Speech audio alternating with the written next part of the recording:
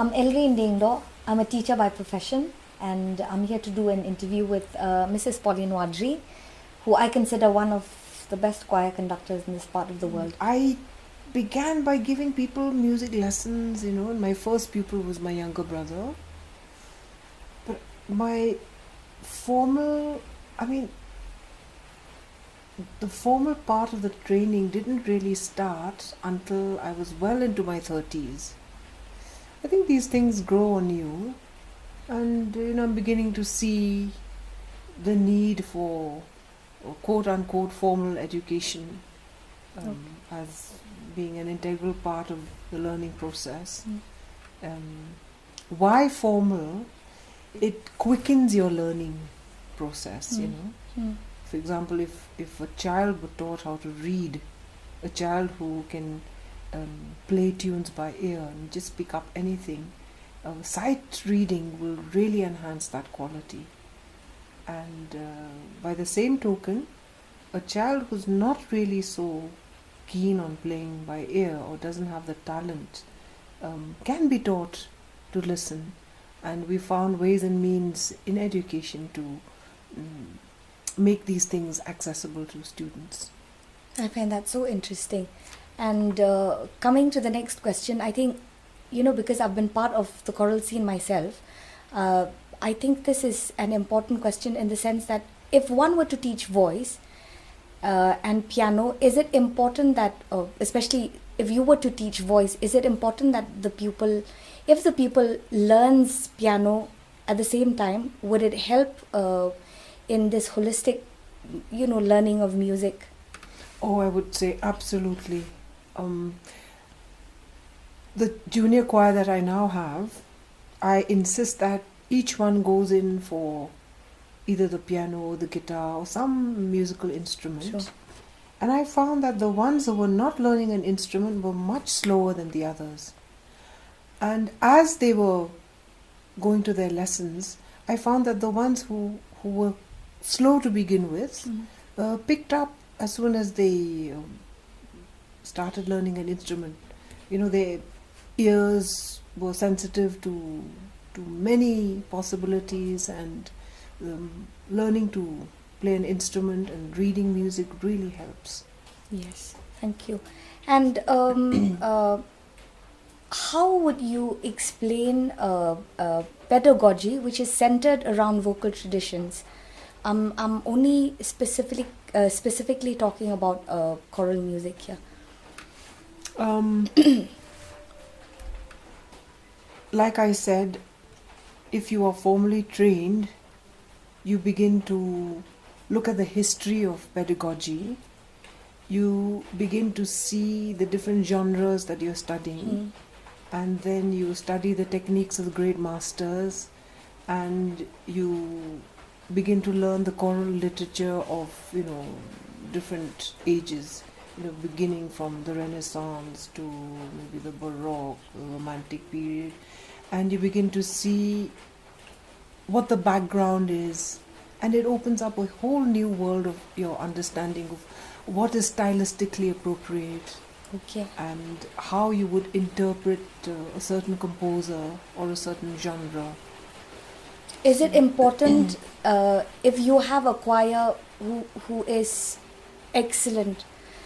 Is it important that they learn a repertoire from each age? Would it help them, or would you concentrate only on the strong points that they have? Like, for instance, if they're really good with, gospel music, you concentrate only on that, or they do well with classical music, you concentrate only on that, or you have a wide range of repertoire. Well, you look at the strengths that the choir has, Okay. and for me, I've got to see what kind of singers I have. I'd like to educate the choir in choral music history, and they have to learn, what a madrigal is, Okay. or what classical singing is all about, and you sort of touch on one or two songs from every period, historic period. But it's good to concentrate on the thing that, the genre that they're good at. Yes. Unfortunately for me, in the choir, I have a mixed bag. Okay. Some are very good classical singers, some are very good R&B and soul singers, and some are beginning to learn jazz. So we have pieces that we do from the classical tradition, but we major on the gospel, which is what the choir is very strong in. But we love classical music as well, and the ones who've only been singing pop songs love classical songs as well. Which is really something, considering children nowadays don't really listen to classical music anymore. So I think they're beginning to. Music true, education is changing all that.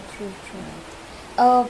I'm quite interested in this next question because I'm asking you as a senior member, how different are the sounds of the two choirs, the Aroha Junior Choir and the Aroha Senior Choir, and what repertoire would suit the junior choir and what repertoire had suited the senior choir? That is what I'm quite interested in. Well, I see them developing along the same lines that the senior choir is developing in. I didn't think they would be able to do jazz, which the senior choir was doing. But now I think, having listened to the senior choir, they sort of follow in the footsteps of the seniors, and they're pretty much developing on the same line. What is different this time is that I've gotten them much younger. Yes. And they're all learning how to read music, and so they're learning much faster. True. Which didn't work quite well with us, I guess. I think the seniors learned very quickly for the short time that they had, and the only setback was the inability to read. Yes. So they had to hear something first. True. But with the juniors, they only have to look at the piece, and sometimes if it's an easy piece, they just learn it on their own. So they're learning very fast. You were telling me something before the interview about the junior choir now performing a lot of a cappella numbers, which we weren't able to do as a senior choir. Now, is it difficult to teach them a cappella? Yes, a cappella is the highest form of choral music, I feel. And how it came about was when we were looking for choral pieces that were of a competition level. Okay. So if, as an adjudicator, I would look for music that is difficult to perform, which has lots of dynamics and a lot of rhythmic challenges. And as we listen to the choirs who had won, these competitions, whether in the Eisterford, the Slangothlin competition or in other competitions, we found that it was a lot of a cappella music. And the beauty of the human voice can be heard when you don't have musical instruments backing them up. And you hear the purity of the human voice. And much more when they're singing in harmony. And so we've grown to love a cappella singing.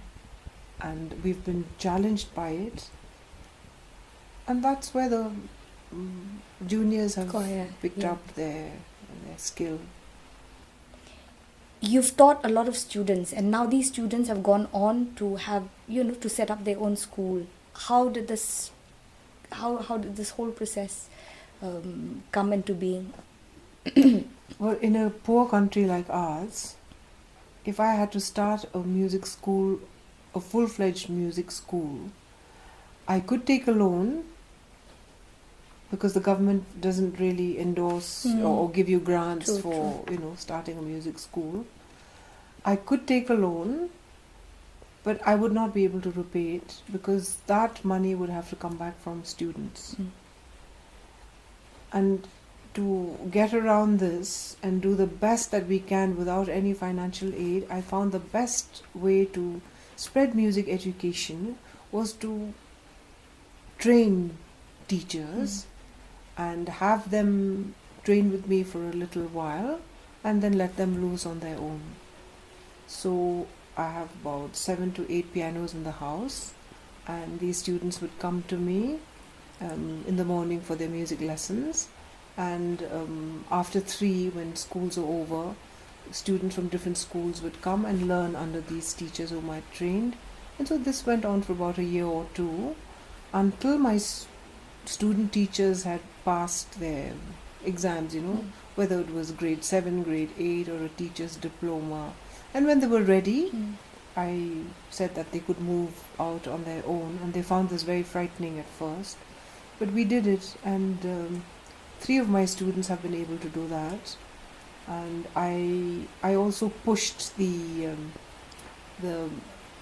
London College of Music exam responsibilities onto them. Yes. And I'm happy that they're doing a better job than me. So they have more students doing exams than I had. So I think it's worked very well. They still come to me with questions, if they're teaching pupils from higher grades. We keep a very good relationship, and sometimes I would do workshops for them or sit in on their concerts. I know this is not the answer to music education on a whole scale, but it's the least that I can do with the funds that we have or that we don't have. Or the lack of funds. The lack of funds. But I've often told them that if they could take poorer students, on a subsidized fee, take in really well-deserving students, that would be the best way they would pay whatever kindness they think I've showed them and paid forward.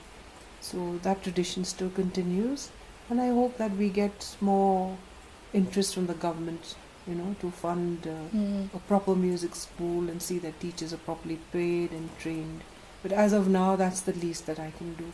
And you've done quite a bit, considering the number of music teachers that we have here. It's only you who's actually taken a keen interest to train students. I think it's really commendable. Well, I don't think it's only me. There are a few who are doing it. Not at your scale, at the scale that you're doing, I think there are one or two.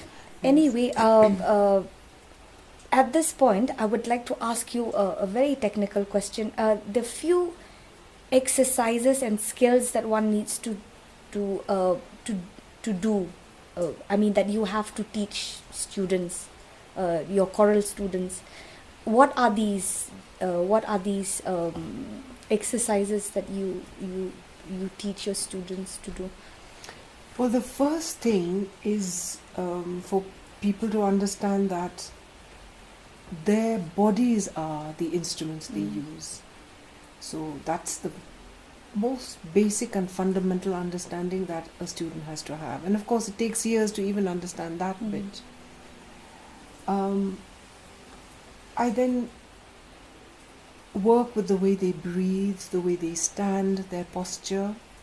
I've had to develop foolproof methods of teaching people how to breathe, and for them to understand the workings of the human body and how sound is produced.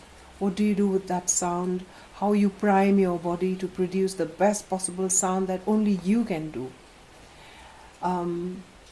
So I teach them breathing exercises, which nowadays I send on WhatsApp. I thank God for the ways that we can share our knowledge.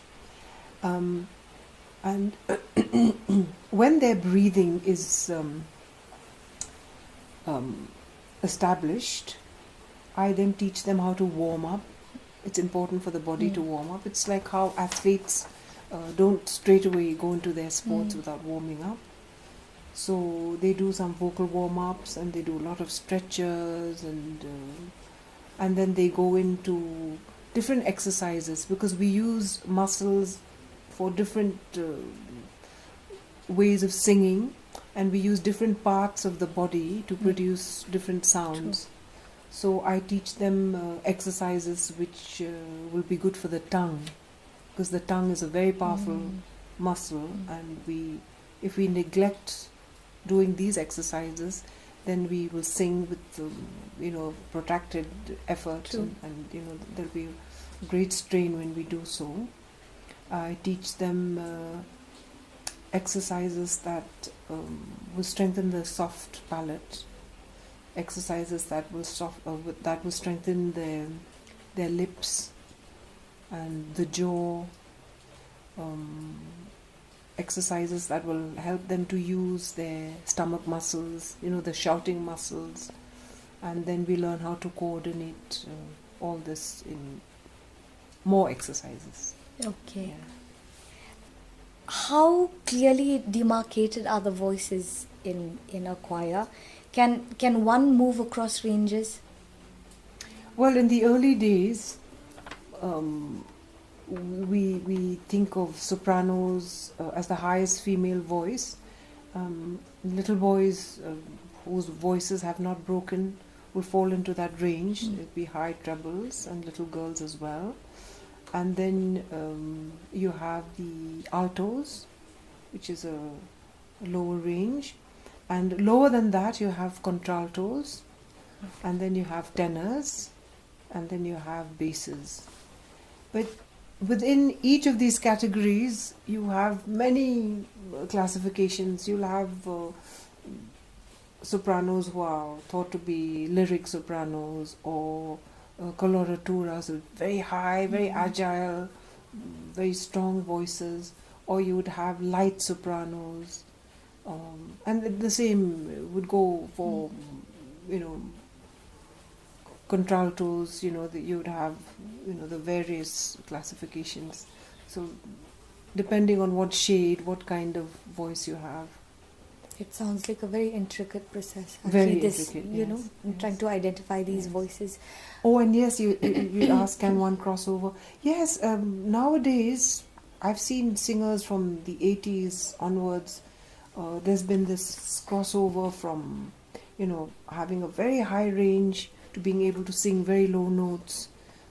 I've had one of our singers in the Shillong Chamber Choir. She had a 3-octave range. She could go very low, and she could also go very high.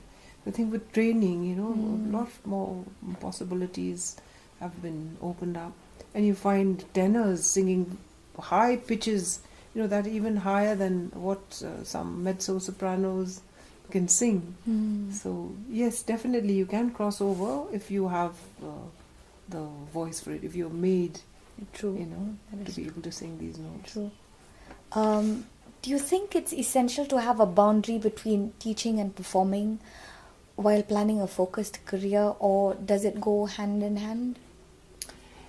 Well, if you're performing, you'd have to concentrate on that, and you'd have to start young, and you really have to be somebody who is of an international level, and you have to focus on that. But there's no reason why you should not teach. I haven't seen too many performers, being interested in teaching. Although there are, I think, a few who would be interested in teaching, because again, teaching is can be very demanding, and if somebody performs and teaches, I think that is a wonderful gift. And if a person who performs would delve more into this area, it would even help his or her performance. Because the more you teach, the more you learn. And I think it has worked in many ways. It has worked well, but it requires for a performer to be very articulate and be a good communicator. That is important. Not all performers are good communicators. Yes. True. Yeah, and not all teachers can perform. Which is that true. Well. You've done both. Oh, I'm very not well really. yourself. I'm not as a soloist. Thank you so much, Auntie Pauline, for whatever you've told us about choral music, and we're very glad you've enlightened us so much.